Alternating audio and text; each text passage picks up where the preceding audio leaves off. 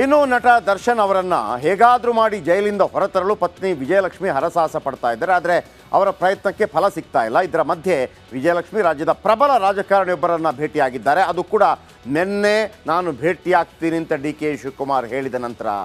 ಇದು ಸಾಕಷ್ಟು ಚರ್ಚೆಗೆ ಕಾರಣವಾಗಿದೆ. ಚರ್ಚೆ ಆಗ್ತಾ ಇತ್ತು. DK ಶಿವಕುಮಾರ್ ಅವರ ಬುಡಕ್ಕೂ ಬರ್ತಾ ಇತ್ತು.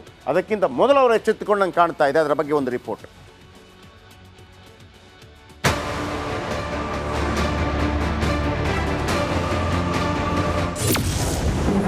DK ಶಿವಕುಮಾರ್ ಭೇಟಿಯಾದ ವಿಜಯಲಕ್ಷ್ಮಿ ಮಗನ ಬಗ್ಗೆ ಚರ್ಚಿಸಿದ್ರ, ಪತಿ ಬಗ್ಗೆ ಚರ್ಚಿಸಿದ್ರ?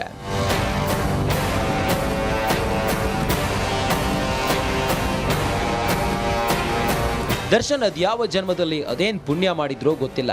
ಈ ಜನ್ಮದಲ್ಲಿ ಅದೆಷ್ಟೇ ತಪ್ಪು ಮಾಡಿದ್ರು, ಅದೆಷ್ಟೇ ಹೊಡೆದ್ರು ಪತ್ನಿ ವಿಜಯಲಕ್ಷ್ಮಿ ಅಚಲವಾಗಿ ಬೆನ್ನಿಗೆ ನಿಂತಿದ್ದಾರೆ. ಒಬ್ಬ ಅಭಿಮಾನಿಯನ್ನ ಕೊಂದ ಆರೋಪ ಹೊತ್ತಿದ್ರು ಲಕ್ಷ ಲಕ್ಷ ಅಭಿಮಾನಿಗಳು ಸಾಥ್ ಕೊಡ್ತಿದ್ದಾರೆ. ಎಂದು ದರ್ಶನ್ ಪತ್ನಿ ವಿಜಯಲಕ್ಷ್ಮಿ DCM DK ಶಿವಕುಮಾರನ್ನ ಭೇಟಿಯಾದ್ರು. ತುಂಬಾ ಹೊತ್ತು ಚರ್ಚಿಸಿದ್ರು. ಬಳಿಕ ಮಾತನಾಡಿದ DCM DK ಶಿವಕುಮಾರ್, ದರ್ಶನ್ ಮಗ ವಿನೀಶ್ ನಮ್ಮ ಶಾಲೆಯಲ್ಲಿ ಓದುತ್ತಿದ್ದ. ಆ ನಂತರ ಬೇರೆ ಶಾಲೆಗೆ ಸೇರಿಸಿದ್ರು. ಈಗ ಮತ್ತೆ ನಮ್ಮ ಶಾಲೆಗೆ ಸೇರಿಸಿಕೊಳ್ಳಿ ಎಂದು ಮನವಿ ಮಾಡಿದ್ದಾರೆ ಎಂದರು. ನಾನು I don't want to ಇಂಟರ್ವ್ಯೂನ್.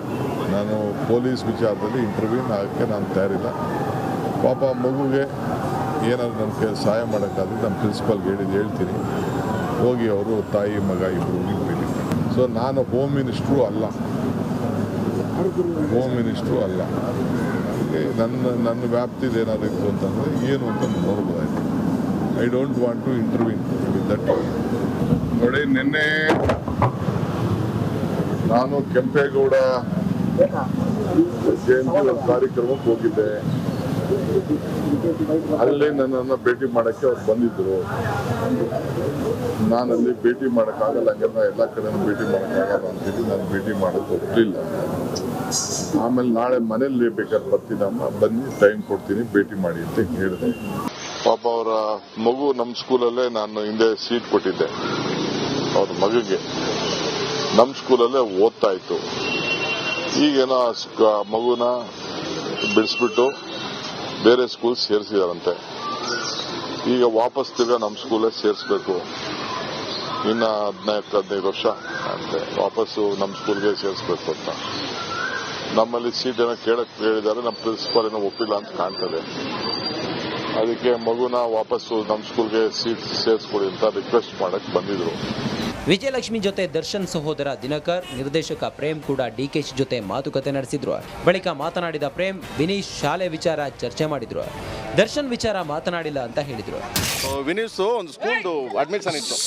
Darshan ಅವ್ರ ಮಗನ ವಿನೀಶ್ ಸ್ಕೂಲ್ ಅಡ್ಮಿಷನ್ ಒಂದಿತ್ತು. ಸೊ ಅದನ್ನ ಅವ್ರ ಸ್ಕೂಲ್ ಇದೆಯಲ್ಲ, ಯಾಕೆ ನನ್ನ ಮಗನ ಅಲ್ಲೇ ಇಬ್ರು ಜೊತೆಲಿ ಓದ್ತಾ ಇದ್ರು. ಸೊ 1 ವರ್ಷ ಅವನೇನೋ ಬೇರೆ ಕಡೆ ಶಿಫ್ಟ್ ಆದ. ಈಗ ಹತ್ರ ಅಲ್ಲಿ ದೂರ ಆಯಿತು, ಪ್ರಾಬ್ಲಮ್ ಆಯಿತು ಅಂದ್ಬಿಟ್ಟು ಆ ಸ್ಕೂಲ್ ಯಾಕೆ ಅಂತಾನೆ ಮಾತಾಡ್ತೀವಿ, ಬಿಟ್ರೆ ಬೇರೆ ಯಾವ ಉದ್ದೇಶನೂ ಇಲ್ಲ. ಆಮೇಲೆ ಮಾಮೂಲಿ ದರ್ಶನ್ ಬಂದ್ಬಿಟ್ಟು ನನ್ನ ಸ್ನೇಹಿತರು, ನನ್ನ ಫ್ಯಾಮಿಲಿ. ಸೊ ಕಷ್ಟ ಸುಖ ಮಾತಾಡ್ತೀವಿ, ನಾಟ್ ಲೈಕ್ ಎನಿಥಿಂಗ್. ಅದಕ್ಕೆಂದ್ರೆ ಅದು ಕಾನೂನು ಇದೆ, ನ್ಯಾಯಾಂಗ ನಡೀತಾ ಇದೆ. ಅದ್ರ ಮೇಲೆ ನಾವೇನು ಮಾತಾಡೋಕ್ಕಾಗಲ್ಲ. ರೇಣುಕಾಸ್ವಾಮಿ ಕೊಲೆ ಕೇಸ್ನಲ್ಲಿ ಕಂಬಿ ಹಿಂದೆ ಲಾಕ್ ಆಗಿರುವ ಕರಿಯನನ್ನ ಕಾಪಾಡೋಕೆ ಪತ್ನಿ ವಿಜಯಲಕ್ಷ್ಮಿ ಹೋರಾಡ್ತಿದ್ದಾರೆ. ಇದೀಗ DCM ಭೇಟಿಯಾದ ವಿಜಯಲಕ್ಷ್ಮಿ ಮುಂದಿನ ನಡೆ ಏನು ಅನ್ನೋದು ತೀವ್ರ ಕುತೂಹಲ ಕೆರಳಿಸಿದೆ. Bureau report, Republic Kannada. ಈ ಸ್ಕೂಲೆಲ್ಲ ಓಪನಿಂಗ್ ಆಗೋದು ಮೇ ಜೂನ್ ಈ ಟೈಮಲ್ಲಲ್ವಾ? ಏಪ್ರಿಲ್ ಮೇ ಇದ್ಯಾವುದು? ಕ್ವಾರ್ಟರ್ಲಿ ಎಕ್ಸಾಮ್ ಆದ ನಂತರ ಸ್ಕೂಲು ನೀವು ಹೇಳ್ತೀರಿ, ನಾವು ನಂಬಬೇಕು ಅಲ್ಲ? ಓಕೆ, ದರ್ಶನ್ ಬೆನ್ನಿಗೆ ನಿಂತರ DKC ಆಗಿದ್ರೆ ಬನ್ನಿ ಇದರ ಬಗ್ಗೆ ಪ್ರಶ್ನೆಗಳು. DKC ಜೊತೆ ಶಾಲೆ ಬಗ್ಗೆ ವಿಜಯಲಕ್ಷ್ಮಿ ಚರ್ಚೆ ಮಾಡಿದ್ರಾ? ಇದು ನಿಜಾನಾ? ಇದನ್ನು ನಾವು ನಂಬಬೇಕಾ? DCM ಜೊತೆ ಮಗನ ಶಾಲೆಯ ಬಗ್ಗೆ ಚರ್ಚೆ ಸತ್ಯನಾ? ನಿನ್ನೆ ದಿಢೀರ್ ಭೇಟಿಗೆ ಬರ್ತೀನಿ ಅಂದಿದ್ರು ವಿಜಯಲಕ್ಷ್ಮಿ. ಬೇಡ, ಇಂದು ಬನ್ನಿ ಅಂತ ಹೇಳಿದ್ರಂತೆ DK ಶಿವಕುಮಾರ್. ವಿಜಯಲಕ್ಷ್ಮಿ ಜೊತೆ ದರ್ಶನ್ ತಮ್ಮ ದಿನಕರ್ ಕೂಡ ಬಂದಿದ್ದರು. ಅತ್ತಿಗೆ ಜೊತೆ DCM ಭೇಟಿಗೆ ಬಂದಿದ್ದು ತಪ್ಪೇನಿಲ್ಲ. ಆದರೆ ದರ್ಶನ್ ಮಗನ ಬಗ್ಗೆ ಚರ್ಚಿಸೋಕ್ಕೆ ಪ್ರೇಮ್ ಯಾಕೆ ಬಂದಿದ್ದು? ನನ್ನ ಮಗ ನಿಮ್ಮ ಶಾಲೆಯಲ್ಲಿ ಓದ್ತಾರೆ ಅಂತ ಹೇಳೋಕ್ಕಾ? ಭೇಟಿ ಬಳಿಕ ಕೆಲ ವಿಷಯಗಳನ್ನು ಹೇಳಿದ DCM DK ಶಿವಕುಮಾರ್, ಕಾನೂನು ಅಡಿ ಸಹಾಯ ಮಾಡುವುದಾದರೆ ನೋಡೋಣ ಅಂತ ನಿನ್ನೆ ಹೇಳಿದರು. ನಾನು ಭರವಸೆ ಕೊಟ್ಟಿದ್ದೆ ಅಂತ ನಿನ್ನೆ ಹೇಳಿದರು DK ಶಿವಕುಮಾರ್. ನೀವು ಕಾನೂನಿನ ಪ್ರಕಾರ ಕೊಲೆ ಆರೋಪಿಗಳಿಗೆ ಸಹಾಯ ಮಾಡೋದಿದ್ದರೆ ಪರಪ್ಪನ ಅಗ್ರಹಾರದಲ್ಲಿ ಕೊಲೆ ಆರೋಪಿಗಳಿರುವಂಥವ್ರು ತುಂಬ ಜನ ಇದ್ದಾರೆ, ಅವರ ಫ್ಯಾಮಿಲಿಯವರು ತುಂಬ ಜನ ಇದ್ದಾರೆ. ನಿಮ್ಮ ಸದಾಶಿವನಗರ ಅಡ್ರೆಸ್ ನಮ್ಗೆ ಗೊತ್ತಿದೆ, ಪಾಪ ಅವ್ರಿಗೂ ಸ್ವಲ್ಪ ಹೆಲ್ಪ್ ಮಾಡಿ ಸರ್, ಕಾನೂನು ಹೆಲ್ಪ್ ಮಾಡಿ, ಕಳಿಸ್ತೀವಿ ನಿಮ್ಮ ಹತ್ರ ಕಳಿಸ್ತೀವಿ. ರೇಣುಕಾಸ್ವಾಮಿ ಕೇಸ್ನಲ್ಲಿ ಚಾರ್ಜ್ ಶೀಟ್ ಸಿದ್ಧವಾಗ್ತಾ ಇದೆ. ಇದೇ ಹೊತ್ತಲ್ಲಿ DCM DKC ಭೇಟಿಯಾದ ವಿಜಯಲಕ್ಷ್ಮಿ. DKC ಭೇಟಿ ಮಾಡಿದ್ದು ಕೇಸ್ ಮೇಲೆ ಪ್ರಭಾವ ಬೀರುತ್ತಾ? ಸಾಧ್ಯ ಇದೆಯಾ? ನೋಡಿ, ಇನ್ನೊಂದು ಸ್ಟೋರಿ ಹೇಳ್ತೀನಿ ನಿಮಗೆ DKC ಅವರ ವಿಚಾರಕ್ಕೆ ಸಂಬಂಧಪಟ್ಟ ಹಾಗೆ. ಚಿತ್ರದುರ್ಗದ ರೇಣುಕಾಸ್ವಾಮಿ ಕೊಲೆ ಕೇಸ್ನಲ್ಲಿ ನಟ ದರ್ಶನ್ ಜೈಲು ಸೇರಿದ್ದು. ಈ ಮಧ್ಯೆ ದರ್ಶನ್ ಅವರನ್ನು ಜೈಲಿಗೆ ಹೊರಗೆ ಕರ್ಕೊಂಬರುವುದಕ್ಕೆ ಹಲವು ಕಡೆಯಿಂದ ಶತಪ್ರಯತ್ನ ನಡೀತಾ ಇದೆ. ಅದಕ್ಕೆ ಸರಿಯಾಗಿ ರಾಮನಗರದ ಚಾಮುಂಡಿ ಉತ್ಸವದಲ್ಲಿ DK ಶಿವಕುಮಾರ್ ಕೊಟ್ಟ ಹೇಳಿಕೆ ಹಲವು ಅನುಮಾನಗಳಿಗೆ ಕಾರಣವಾಗಿದೆ. ನಿನ್ನೆ ಅವರ ಜವಾಬ್ದಾರಿಯುತ ಉಪಮುಖ್ಯಮಂತ್ರಿಯಾಗಿ ನಿನ್ನೆ ಅವರು ಹೇಳಿದಂಥ ಹೇಳಿಕೆ ಇದೆಯಲ್ಲ, ಗಮನಿಸಿದನು.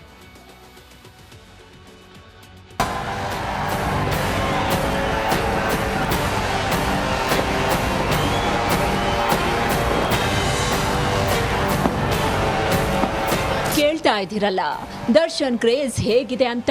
ಈ ರೀತಿ ಡಿ ಬಾಸ್ ಅಂತ ಘೋಷಣೆ ಕೂಗ್ತಾ ಇರೋದು ಯಾವುದೇ ಸಿನಿಮಾ ಈವೆಂಟ್ ನಲ್ಲಲ್ಲ, ರಾಮನಗರದಲ್ಲಿ ನಡೆದ ಚಾಮುಂಡೇಶ್ವರಿ ಕರಗ ಮಹೋತ್ಸವದಲ್ಲಿ.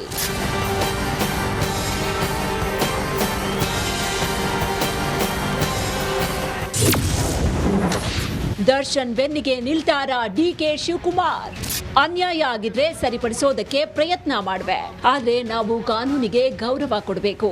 ನಾವೆಲ್ಲ ದೇಶದ ಹಾಗೂ ನೆಲದ ಕಾನೂನನ್ನ ಪಾಲಿಸಬೇಕು. ಅನ್ಯಾಯ ಆದವರಿಗೆ ನಾವೆಲ್ಲ ಸೇರಿ ನ್ಯಾಯ ಒದಗಿಸುವ ಕೆಲಸ ಮಾಡೋಣ ಅನ್ನುವ ಮೂಲಕ ನಟ ದರ್ಶನ್ ವಿಚಾರವನ್ನ ಪ್ರಸ್ತಾಪಿಸಿದ್ದಾರೆ. ಡಿ ಬಾಸ್ ಬಗ್ಗೆ ಕೇಳ್ತಾ ಇದ್ದಾರೆ. ನಾನು ಅವರ ಧರ್ಮಪತ್ನಿ ನನ್ನನ್ನು ಭೇಟಿ ಮಾಡಲಿಕ್ಕೆ ಟೈಮ್ ಕೇಳಿದ್ದಾರೆ. ನಾಳೆ ಬೆಳಗ್ಗೆ ಅವ್ರಿಗೆ ಟೈಮನ್ನು ಕೊಟ್ಟಿದ್ದೇನೆ. ನಾನು ಮಾತಾಡ್ತೇನೆ. ಏನಾದ್ರು ಅನ್ಯಾಯ ಆಗಿದ್ರೆ ಸರಿಪಡಿಸ್ಲಿಕ್ಕೆ ಖಂಡಿತ ನಾವು ಪ್ರಯತ್ನವನ್ನು ಮಾಡ್ತೇವೆ. ಆದರೆ ಕಾನೂನಿಗೂ ಕೂಡ ನಾವು ಗೌರವನ ಕೊಡಬೇಕು. ಈ ದೇಶದ ಕಾನೂನು, ಈ ನೆಲದ ಕಾನೂನಿಗೆ ಗೌರವನ ಕೊಡಬೇಕು. ಅನ್ಯಾಯ ಯಾರಿಗೆ ಆಗಿದ್ರು ಕೂಡ ನ್ಯಾಯವನ್ನು ಒದಗಿಸ್ಕೊಡುವಂಥ ಕೆಲಸವನ್ನು ನಾವೆಲ್ಲ ಸೇರಿ ಮಾಡೋಣ.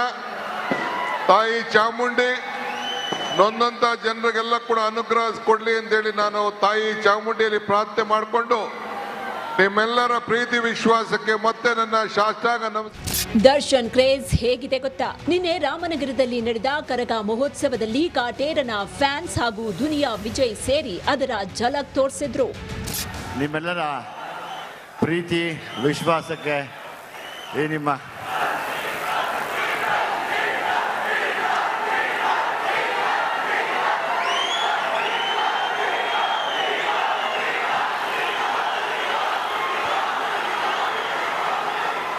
ನಿಮ್ಮೆಲ್ಲರ ಪ್ರೀತಿ ವಿಶ್ವಾಸಕ್ಕೆ ಸದಾ ನಾನು ಚಿರಋಣಿ ಆಗಿರ್ತೀನಿ. ದರ್ಶನ್ಗೆ ಅಪಾರ ಸಂಖ್ಯೆಯ ಅಭಿಮಾನಿಗಳಿದ್ದಾರೆ. ಆದ್ರೆ ಕಾಟೇರ ಕೆಲ ತಪ್ಪುಗಳನ್ನ ಮಾಡಿರದೇ ಇದ್ದಿದ್ರೆ ತುಂಬಾ ಚೆನ್ನಾಗಿರ್ತಿತ್ತು.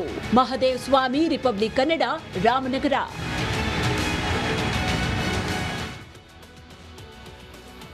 ಅನ್ಯಾಯವಾಗಿದ್ದರೆ ಸರಿಪಡಿಸುತ್ತೇವೆ ಅನ್ನುವಂಥ ಹೇಳಿಕೆ ಇದೆಯಲ್ಲ DK ಶಿವಕುಮಾರ್ ಅವರದು, ಇವತ್ತೇನಾದರೂ ಪತ್ರಿಕಾಗೋಷ್ಠಿಯಲ್ಲಿ ಅದನ್ನೇ ಅವರೇನಾದರೂ ಪುನಃ ಹೌದು ಎಚ್ಚೆತ್ಕೊಂಡ್ರೆ ಅವರು ಗೊತ್ತಾಯಿತು. ಆಮೇಲೆ 1.5 ಗಂಟೆಗಳ ಕಾಲ ಮಾತಾಡಿದ್ದಾರೆ ಸ್ಕೂಲ್ ಬಗ್ಗೆ. ಅದು ಸ್ಕೂಲ್ ಅಡ್ಮಿಷನ್ ಎಲ್ಲ ತಿಂಗಳು ಕಳೆದು ಕ್ವಾರ್ಟರ್ಲಿ ಎಕ್ಸಾಮ್ ಬಂದಿದೆ. DCM ಅಂತ ವೇದಿಕೆಯಲ್ಲಿ ಅಂಥ ಹೇಳಿಕೆಗಳು ಯಾವ ರೀತಿಯ ಸಂದೇಶವನ್ನು ಕೊಡುತ್ತೆ? ಒಂದು ವೇಳೆ ಅದೇ ಆಗಿದ್ದಿದ್ರೆ, ಅನ್ಯಾಯವಾಗಿದ್ದರೆ ಸರಿಪಡಿಸುವಂಥ ಪ್ರಯತ್ನವನ್ನು ಮಾಡ್ತೇವೆ ಅನ್ನುವಂಥ ಹೇಳಿಕೆ ಇವತ್ತೇನಾದರೂ ಬಂದಿದ್ದರೆ,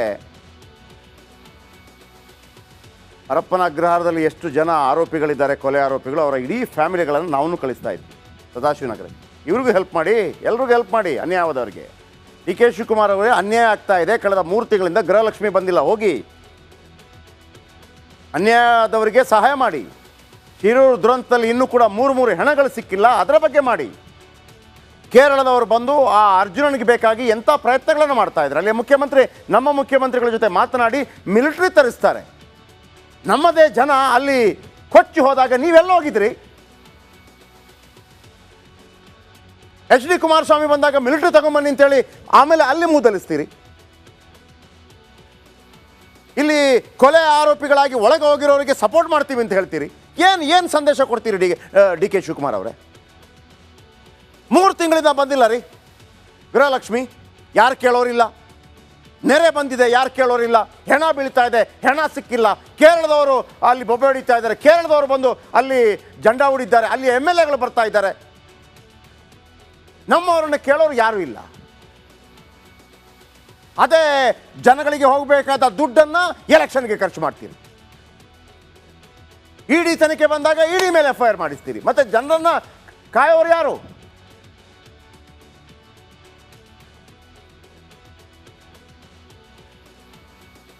ಕಾನೂನು ನಂಬರ್ 1.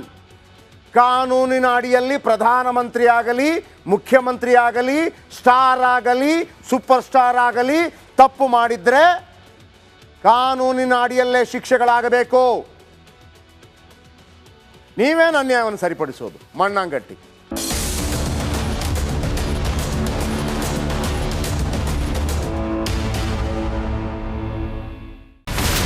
ಇಲ್ಲಿರುವಂತ ಈ ಒಂದು ಗುಡ್ಡ ಕುಸಿದ ಪರಿಣಾಮ ಯಾವ ರೀತಿಯಾಗಿತ್ತು ಅಂತಂದ್ರೆ ಗಂಗಾವಳಿ ನದಿ ಪಕ್ಕದಲ್ಲಿರುವಂತಹ ಉಳುವರ್ ಎನ್ನುವ ಗ್ರಾಮ ಸಂಪೂರ್ಣವಾಗಿ ಇವತ್ತು ನಾಶ ಆಗಿದೆ. ಮನೆ ಮಠ ಏನಿಲ್ಲ, ಎಲ್ಲ ಹೋಗ್ಬಿಟ್ಟಿದೆ. ಇವತ್ತು ರಿಪಬ್ಲಿಕ್ ಕನ್ನಡ ಮಾಡಿದಂತ ಒಂದು ವರದಿಯಿಂದಾಗಿ ಎಚ್ಚೆತ್ತುಕೊಳ್ಳುವಂತ ಕೆಲಸ ಸರ್ಕಾರ ಮಾಡಿದೆ, ಸಚಿವರು ಕೂಡ ಮಾಡಿದ್ದಾರೆ. 2 ಗಂಟೆಗೆ ಸುದ್ದಿ ಮೂಡಿಸಿದ್ದು 6 ಗಂಟೆಗೆ ಎಲ್ಲ ಸಚಿವರು ಮಿನಿಸ್ಟರ್ ಎಲ್ಲ ಬಂದು ಇಲ್ಲಿ ನೋಡೋಗಿದ್ದಾರೆ. ಎಲ್ಲಾ ಜನರಿಗೂ 1,20,000 ಮತ್ತೆ ಅವರಿಗೆ ಮನೆಗೆ 5 ಲಕ್ಷ. ಈ ಸುದ್ದಿಯನ್ನ ಎಲ್ಲ ಒಂದು ಅಧಿಕಾರಿಗಳಿಗೆ ಮೂಡಿಸಿದ್ದಕ್ಕಾಗಿ ರಿಪಬ್ಲಿಕ್ ಕನ್ನಡ ಟಿವಿಗೆ ಧನ್ಯವಾದ ಹೇಳಿ ಇಷ್ಟಪಡ್ತೇವೆ. ಮನೆನೂ ಕೊಡ್ತೇವೆ, ಮಕ್ಕಳಿಗೆ ಶಿಕ್ಷಣಕ್ಕೆ ತೊಂದರೆ ಆಗದೆ ಇದ್ದಂಗೆ ಹೆಲ್ಪ್ ಮಾಡ್ತೇವೆ. 1,20,000 ಮನೆ ಯಾರ್ದ್ರ ಡ್ಯಾಮೇಜ್ ಆಗಿದೆ ಅದನ್ನ ಕೊಡ್ತೀವಿ ಅಂತ ಒಪ್ಕೊಂಡಿದ್ದಾರೆ. ನಮ್ಮ ಕಷ್ಟಕ್ಕೆ ನೀವು ರಿಪಬ್ಲಿಕ್ ಕನ್ನಡದವರಾದಂತ ನೀವು ನೆರವಾಗಿರ್ತ ನಾವು ನಂಬಿದ್ದೇವೆ. ಅವರಿಗೆ ಸೂರನ್ನ ಕಲ್ಪಿಸಿಕೊಡೋವರೆಗೂ ಕೂಡ ರಿಪಬ್ಲಿಕ್ ಕನ್ನಡ ಅವರಿಗೆ ಧ್ವನಿಯಾಗಿ ನಿಲ್ಲುವಂತ ಕೆಲಸವನ್ನ ಮಾಡುತ್ತೆ.